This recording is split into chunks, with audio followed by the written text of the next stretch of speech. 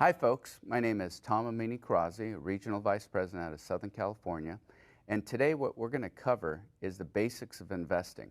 A very simple brochure and simple approach of going back to the basics and building really a fundamental value in our investment approach. One of the most important things that we want to make sure that we cover is with the economy and what's going on out there.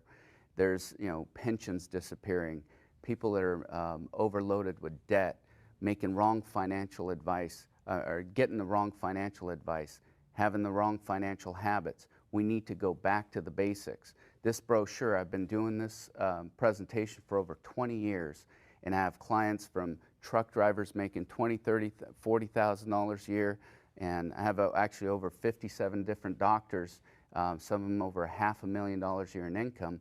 So this brochure applies to all types of individuals. It's just customized with the numbers. And you have to understand that most of us do not have the basics down. We act like we do. We talk about our diversification, but the basic fundamental habits is really the issue here. And if you look at what's going on is we've been taught the wrong financial habits. That's why we're in this kind of situation. So this really brings a conversation piece and really builds that value across the kitchen table. Now, a little bit about the brochure. We'll get into it right now.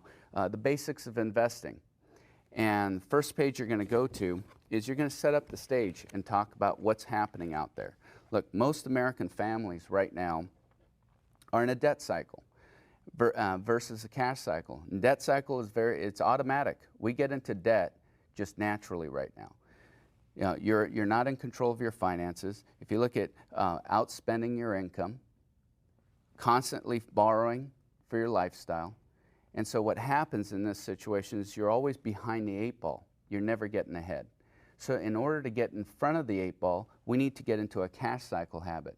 Very few in this country are in a cash cycle habit. And cash cycle habit is you're debt free. You're buying things cash. You're in control of your finances. So now you're proactive. You're controlling where your finances are going. And if you look at the overall picture of all the threats to your financial situation, none is more dangerous than debt. And that's the reason why we're not maxing out our retirement accounts. We're not putting away towards our investments, our college plans for our kids, is because debt is overloading our financial situation. So the solution to that problem is very simple. Step one, pay yourself first. Get into the cash cycle habit. We're going to talk about the 3 fundamental accounts, but also hand in hand with that, step 2 is set up a debt elimination program. Start stacking your debt to eliminate it. They say, psychologists say that, most of these diet fads that are going out there, that people get on them, and by the time they get off of them, sometimes they're worse than before they got on them, because they never replace the bad habit with a good one. Finances work the same way. You have to understand that if you're going to eliminate debt, you need to start replacing that with a habit of paying yourself first and investing. So, step 1 is the 3 fundamental accounts. And what this did in the early days when I first started the business, this made it very simple. Now, in order for this to work, I personally got on the plan myself. And you guys got to understand that wounded healers make it the best in this business. I came in, I was looking for a financial education. I came from an engineering background. I didn't know nothing about finances. And when I tuned in on this concept, it changed my life. And your presentations are going to be much more powerful when you're modeling this and not preaching it. You have to remember that. So first client is yourself. And your example naturally comes across in this presentation. So 3 fundamental accounts. Let's go through them. Pay yourself first. First account is an emergency account. Emergency account is usually built up to 3 months. Now, not overnight you're going to build it up to 3 months income you're putting away, but small baby steps to start developing to get to that point. And what you're going to use it for is emergencies, vacations, or any purchases 0 to 2 years. Now, I'll give you a quick example of this. I had a client of mine call me, and she says, we don't want to throw off our plan, and we don't want to get back into debt. What do we do? I said, well, let me look at your account. And in her emergency account, she had $5,000. I said, well, what's the emergency? She says, well, we need $3,000 right now for our van because the transmission went out and we don't want to use our credit card again. I said, well, let's pull it out of your emergency account. She said, okay. Well, then how much do I pay back? I said, you don't. We had her on an automatic $250 a month. I said, so in the next few months, that's going to build back up. That's how you pay yourself first. She goes, okay, I got it. That broke the debt cycle. So that's what the emergency account's used for. Then we back it up with a short-term account, which is up to 6 months income is the goal to build up into that. And that's for unforeseen events, for example, like loss of job or disability. Also for short-term purchases. Majority of our clients, when we sit down with them, our goal is to get them to buy their cars cash. When I buy my cars cash, it comes right out of my short-term account. I pay myself back, build that up the next 4 or 5 years, and then go buy another car.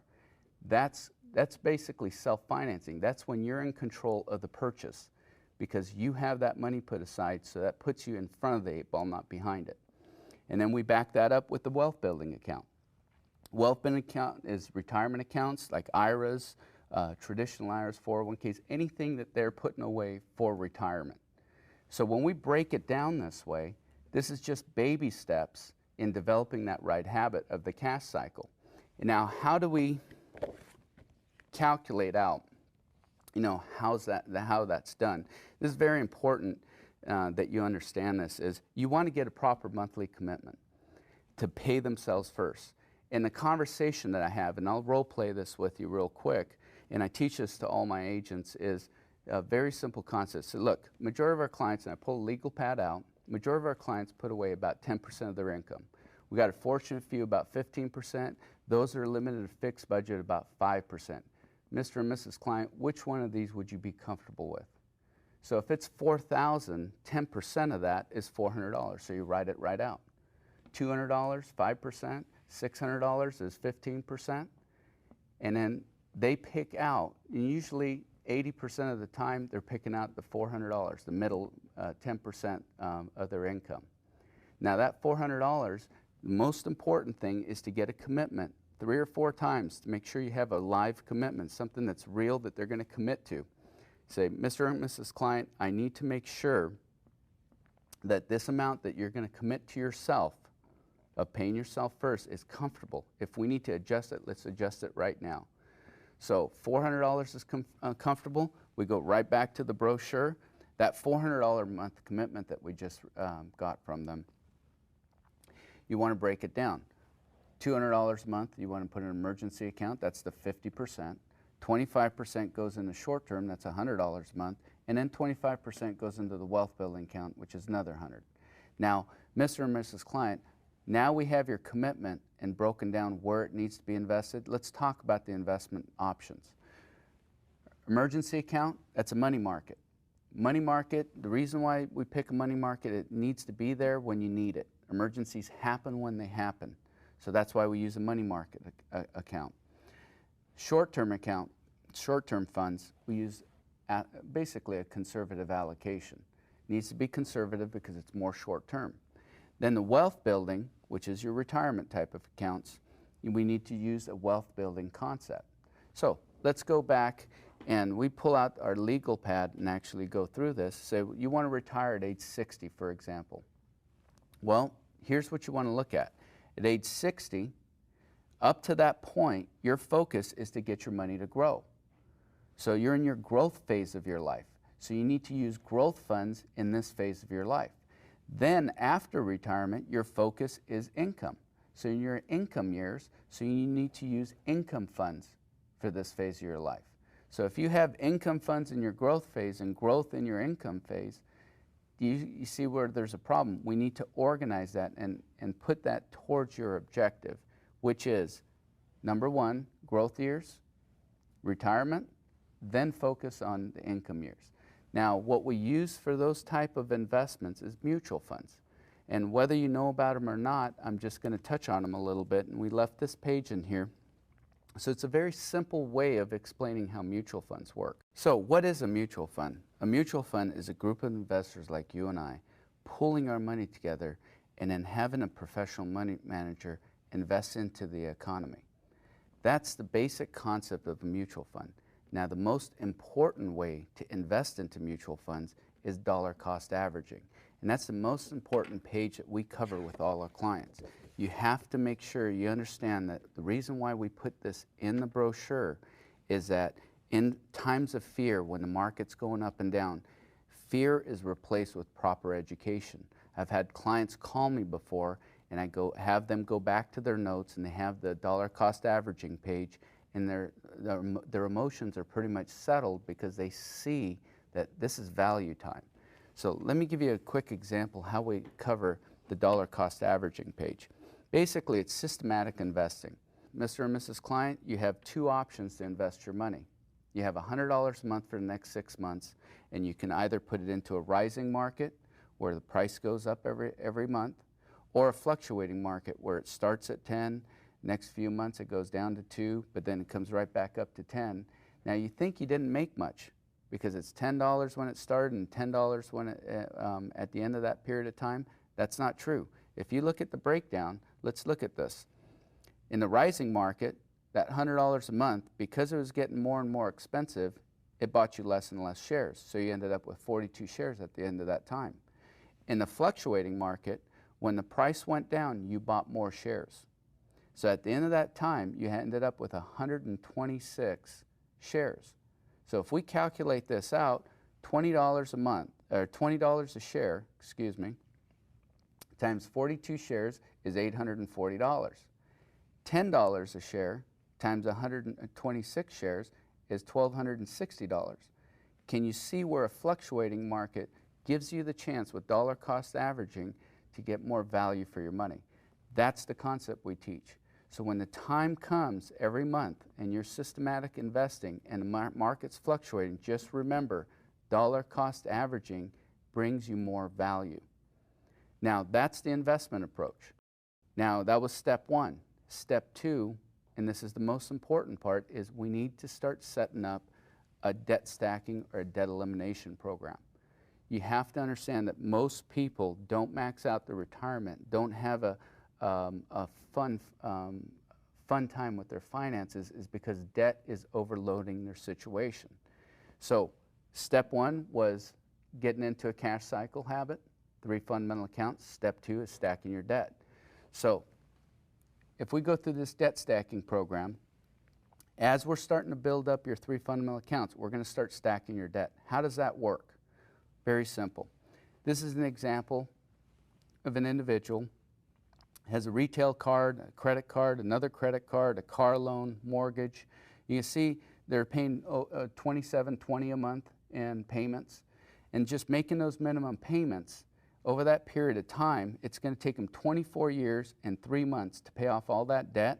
They're going to pay over $214,000 in interest, and that $27.20 a month is actually a habit over that 24-year period of time. Now, setting up a debt stacking program, look at the difference. We got them in a habit of putting into their emergency fund so they stop using their credit cards. So once that retail card was paid off, that minimum payment on the retail card, we applied that amount towards the next debt. Once that was paid off, we applied it towards the next debt.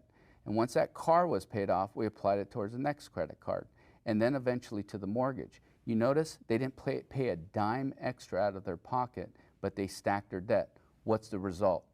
Result is you're in a position where you're 9 years and 1 month paid off completely, 182 months sooner, and you've saved $130,000, over $130,000 in interest. So you only paid over $83,789 and same exact dollar amount. At this point, when you have $27.20 freed up, you can put that towards investing and back into your lifestyle.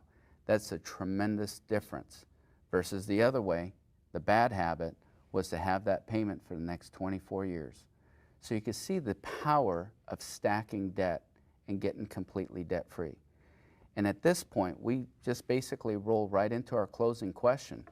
You know, Mr. and Mrs. Client, you can see the value in getting out of the debt cycle into the cash cycle. So the only question we really have to answer tonight is how soon you want to get started towards the cash cycle and developing the right habits. And we go right into that close. And it works every time. And you guys have to understand that this brochure it gives you the flexibility of going back and forth to different examples. For example, if you guys see the wealth building, we had a client, we were referred to the father, and we sat down with the father and went through the wealth building concept, and I took a look at his accounts that he handed over, the statements, and the problem was in his situation is he was retired, and he had a bunch of high aggressive funds, international, global, different types of small cap and mid cap funds, and he was very upset. That's why he had us come over there and said, see, going back to this picture, can you see a problem with this scenario? You're in your income years and you have high risk funds inside your portfolio. And when we sat down with him, we actually cleaned that up. We also sat down with his son. His son had the opposite effect. And because we were able to show him on this page, they could see that, yes, you're right. In my growth years, I should be focused on growth. In my income years, I should be focused on income. So it simplifies the process and builds that confidence. This gives you, or the new recruit that's covering this with a client, the confidence to stick to fundamentals and be very upfront with them about the approach. And I'm telling you folks, if you commit to the 3 fundamental accounts, it'll keep your life simple, it'll keep a confident voice in what you're doing, and you personally use it. In short-term account, I've had numerous of clients just recently, this last June, one of my police officers that's part-time with us, in the last 4 or 5 years, he's been building up his short-term account. He's a river rat, so he loves going to the river. He bought his boat cash out of his short-term account. Now he's paying himself back the payment. There's countless, and I mean countless of examples of using this to where it gives you the ability to be in control of your finances instead of it controlling you.